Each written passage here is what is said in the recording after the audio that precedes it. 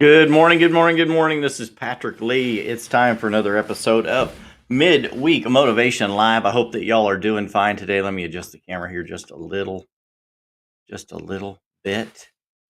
Just a little bit. I hope everyone's doing great today.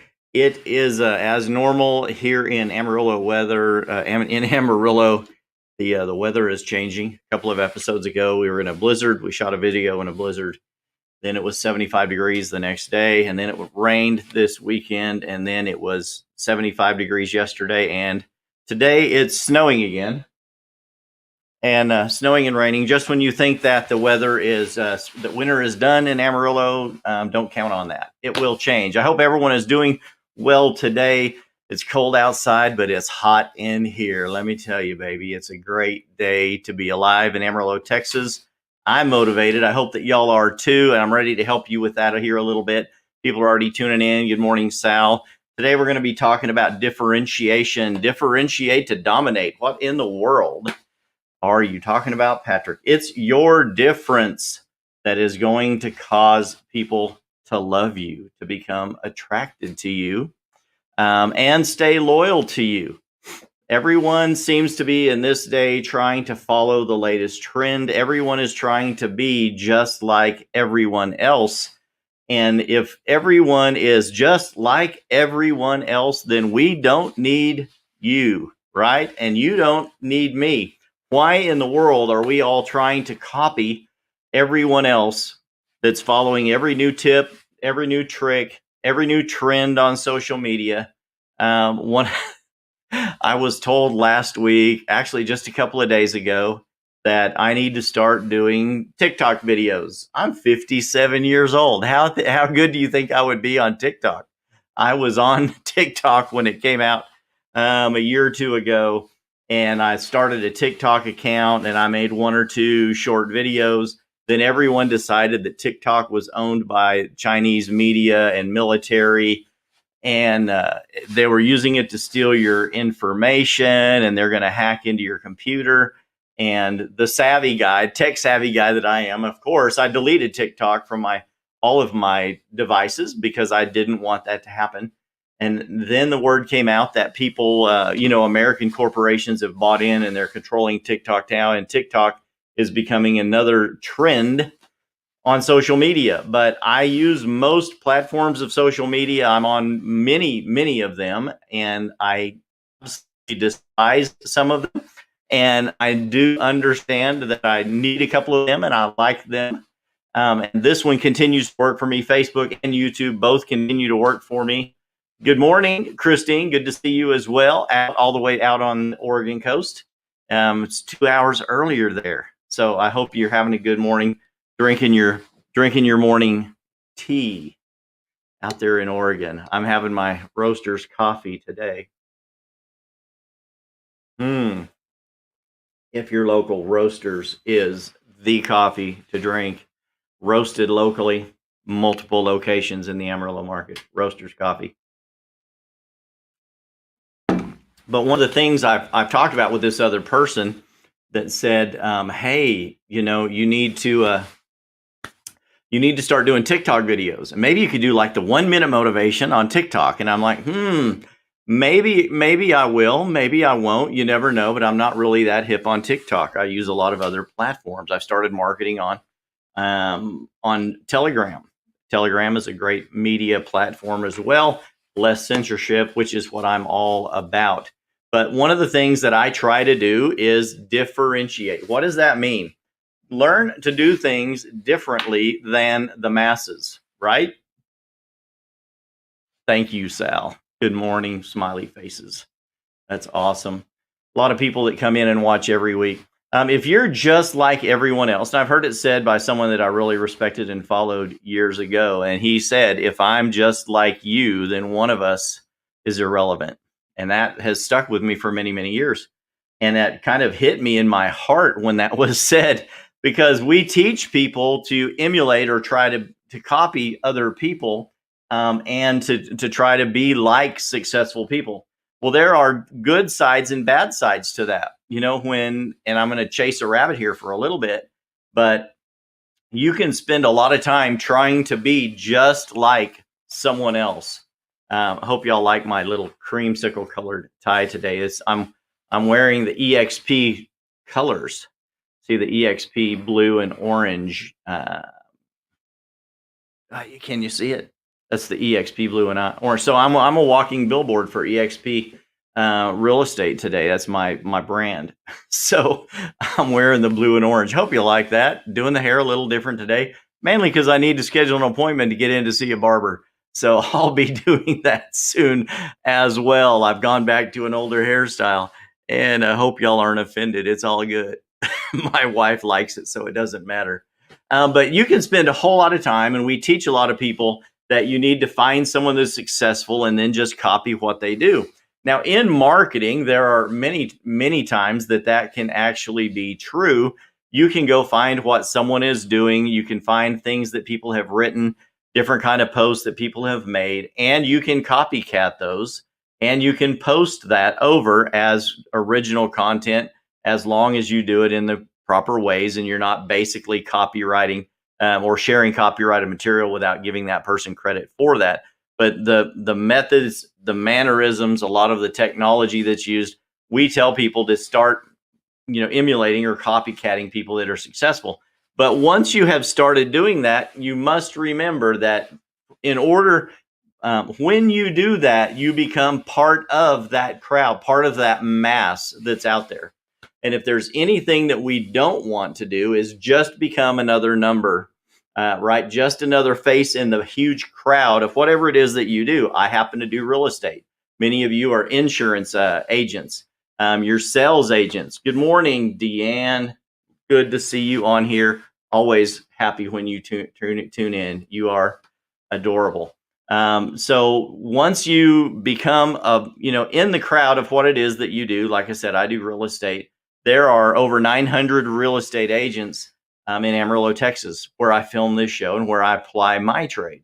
And many agents do the exact same thing. Whichever brokerage they go to, they hook up, they try to connect with someone, they try to get some coaching, or they have a brilliant idea on their own of, I'm going to get my license and I'm going to be different from everyone else and I'm going to make all the money. And then they get their license, and of course, your license has to be sponsored by a brokerage. And then you realize that the phone doesn't automatically start ringing when you get your license for people to come and do business with you, right? And you get frustrated after a couple of weeks of no one calling you because you're a realtor. I got my license, doggone it. Why aren't people calling me? And then it comes back to some of the sayings I've shared on here in the past. One of my favorite older sayings about sales is, him who has the things to sell and goes and whispers down a well is far less likely to earn the dollars as the man that climbs a tree and hollers, right? That's an old sales thing I read years and years ago. And if you aren't marketing yourself, no one knows you're a real estate agent. If you aren't doing something different than all the other agents that get their license, basically sitting there by the phone, trying to get on the schedule for floor time from your broker. So if someone happens to call your brokerage looking for a real estate agent, then you get to answer the phone and be the person that they choose. And then you take a little bit of coaching and they teach you a couple of things to do on how to start getting business. If you're in multi-level marketing, you immediately start talking to the person above you, maybe that sponsored you into the company that you've joined, right? And a lot of my people that watch are into one kind of multi-level marketing or not. And to be honest, let me know if y'all can hear me or not well with this microphone. I have 3 different microphones. I think y'all can hear me. I think y'all are doing all right. Just wanted to make sure. But let me just say this about multi-level marketing. People say that my company is a multi-level marketing company, and I say yes, and I'm proud of it. Aren't they all? Isn't your company a multi-level? Isn't your company a multi-level marketing company? Right? Good deal. Thank you, Deanne. All companies are multi-level marketing. You know what multi-level marketing company is? Basically, it's a big pyramid scheme. You have the owner of the company. The owner of that company has a CEO, a COO, and then under those 2 people, they have regional managers or district managers that have managers and district representatives and then they have store managers, and the store managers or the office manager has employees, right? And it's this big triangle, and all of that money flows through the people above you till it gets up to the top, right? I don't care if you're an MLM or if you work for a supermarket or if you're a lawyer or an attorney or a hot dog vendor. Someone's at the top and someone is at the bottom. And if you're part of the big mass of people, hey, Mike, good to see you. Love to see you tuning in from South Texas. I'm jealous of you. It's snowing up here. I imagine it's sunny down there. But if you are one of the masses of all of the people at the bottom and everyone's doing the same thing, what is it going to be? What are you going to have to do for people to see you, right? For people to want to come work with you, to buy your product, to be attracted to you the way you do work. Remember, it's your difference that will cause others to become attracted to you and stay loyal to you. There have been people in the past.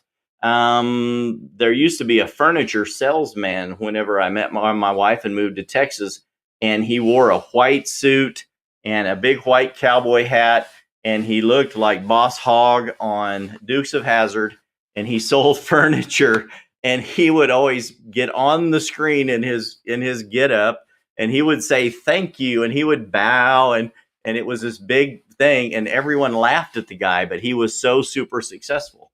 There are many people that get a gimmick, and that gimmick is what sets them apart. They're not that kind of a person, but when they go in to do what they do to ply their trade, they operate in that gimmick, and that's what causes people to understand who they are and be attracted to them. You know that Larry the Cable Guy is a very famous redneck comedian, right? He's part of that Redneck the Blue Collar comedy tour. But Larry the Cable Guy is not who Larry the Cable Guy is. He has a different name. He doesn't talk like that, and he doesn't look like that normally, but that's the persona he uses to differentiate himself from all the other comedians out there. Everyone knows who Larry the Cable Guy is, the way he looks, the way he talks. So he's differentiated himself from the other people. Now, whatever it is in your business that you do, whether it is a product that you sell, a business that you promote, a lot of this is around, agents. I'm a real estate agent. I have a lot of people on here that are bankers, mortgage lenders, insurance agents, title agents, and other people that have their business. And they tune in every week to kind of hear what I've got to say, maybe to get a little bit of motivation, maybe a little bit of humor, and just look at a funny looking guy on Wednesday morning. But in your business, whatever it is, you need to determine what it is about your business that turns people off, number one, and stop doing that. We're talking about differentiation here. If in the real estate industry, the number one thing that many of you will recognize, whether you're an agent or not, that turns people off is the telemarketer. And every agent that's worth their salt has a CRM, which is a client retention management system. It's a computer program. And that's how we manage all of our clients. My CRM texts people for me. It sends emails for me. It sends notifications of new homes that have hit the market to my clients for me. And it interacts with them. And there are times that my computer does all of my heavy lifting. And people have been getting regular emails from my system for a few months, believing that it's coming from me. And it is coming from me because my system is trained to operate the way I want to operate, right? Cody, says Patrick Lee for mayor. I am not tossing my hat in the ring for mayor right now, but thank you for that. I am the mayor of Midweek Motivation, right? That's my new title. So the CRM does a lot of my heavy lifting. It's trained to talk to my clients just like I would, with kindness and general desire to help them in whatever their need is, buying or selling a home. And it stays in touch with them until they raise their hand and say, I'm ready to buy and sell a house. Last year, I helped some people buy a home. And when they called and said, hey, we're approved, we're ready to start looking at houses. Thank you for sending me those houses yesterday. Can we go look at such and such?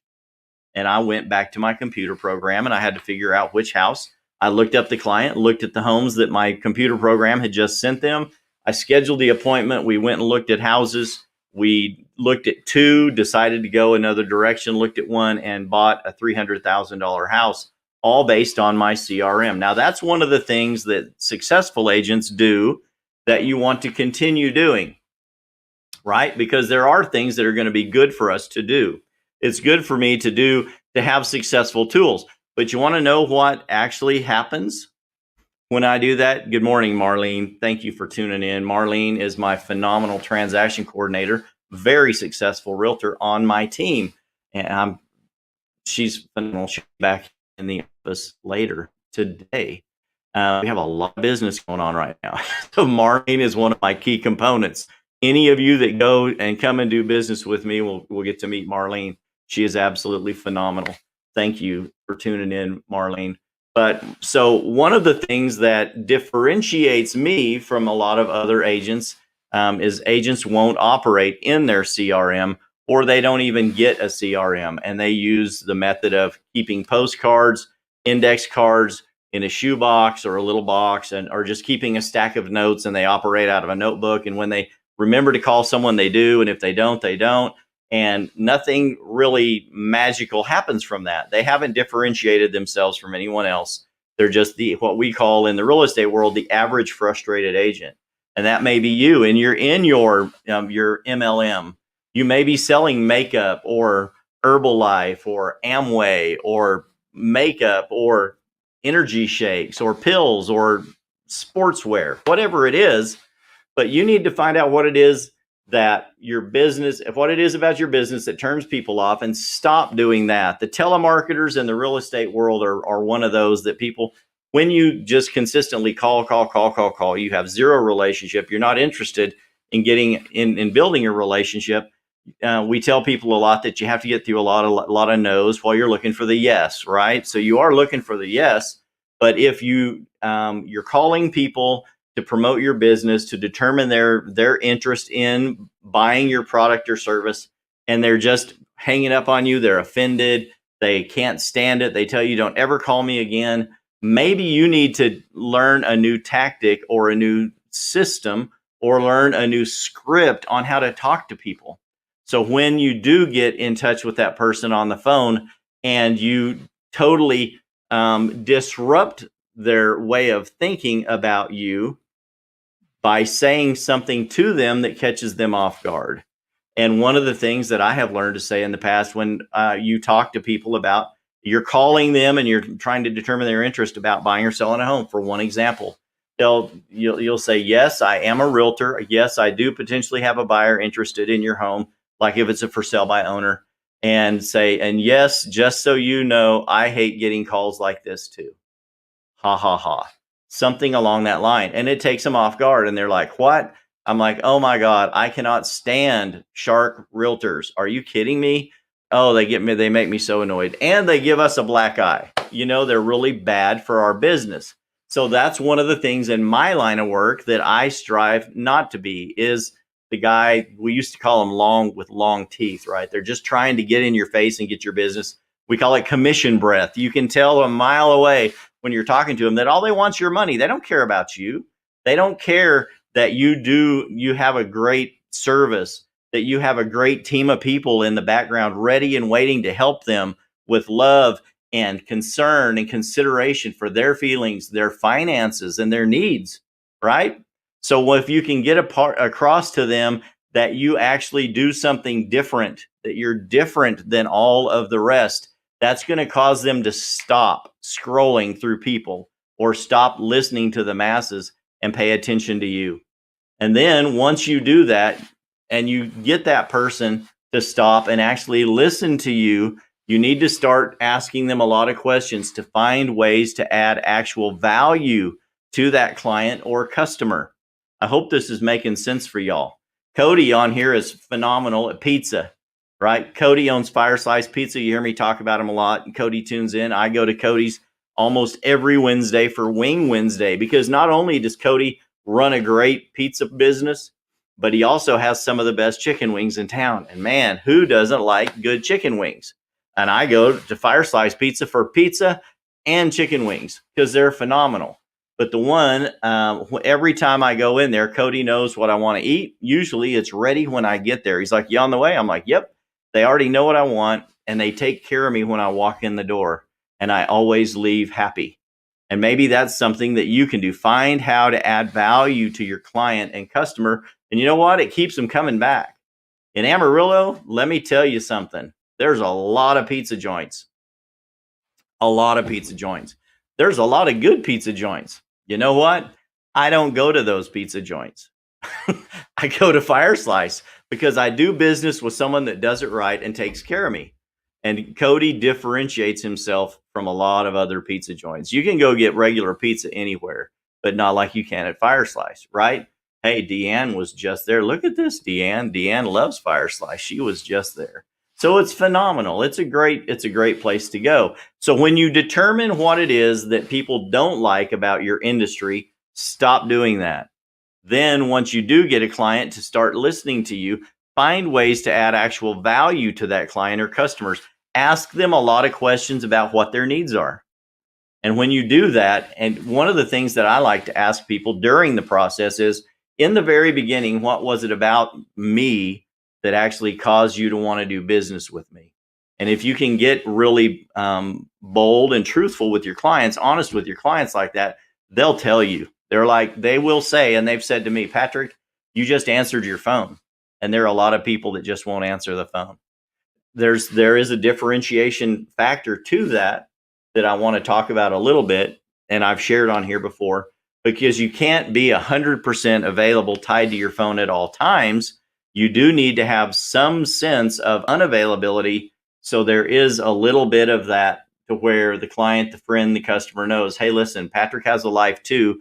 He's busy and he's not available to answer his phone 100% of the time, right?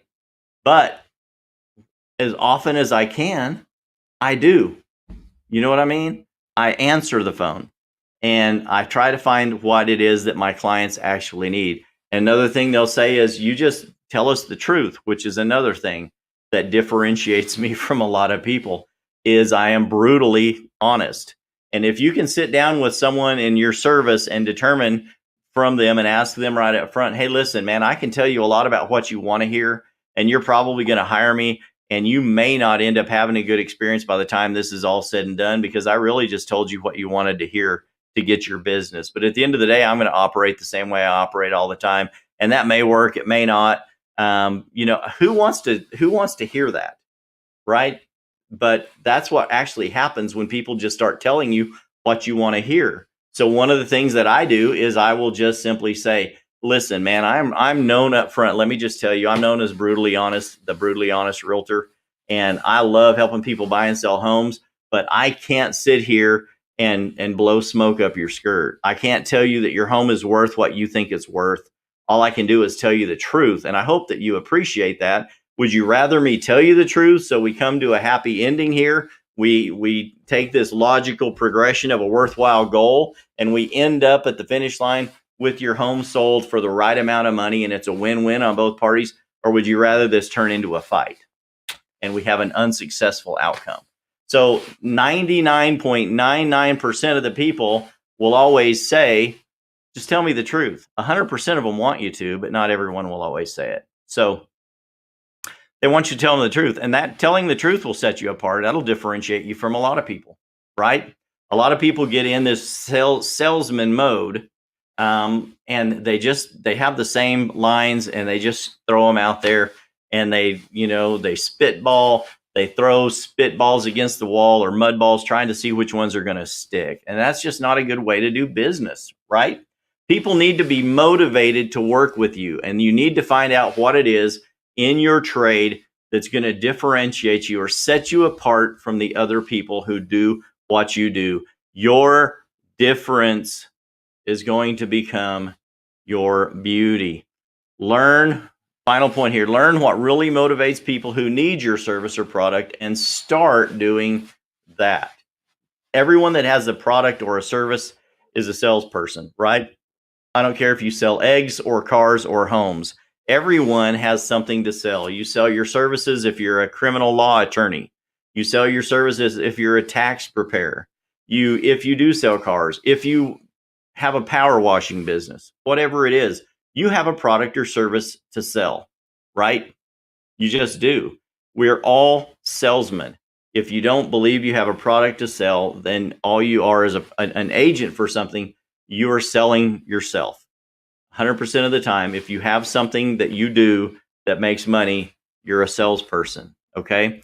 And if you can't learn to find out what it is that motivates people who need your service or product and start acting on that, there's no way you're going to be successful in the long run. You may be upfront if you had rich parents who bought you a business and got you involved with a lot of people, then they feel forced to work with you. But how often is that the case? You know what I mean? I'm trying to motivate you this for the rest of this week to go out and dominate your market. So if you really want to do that, you need to learn what really motivates people who need your service or product. Start acting on that. Okay. Be different than everyone else. Don't use the same lines. Don't use the same tactics. Don't use the same methods.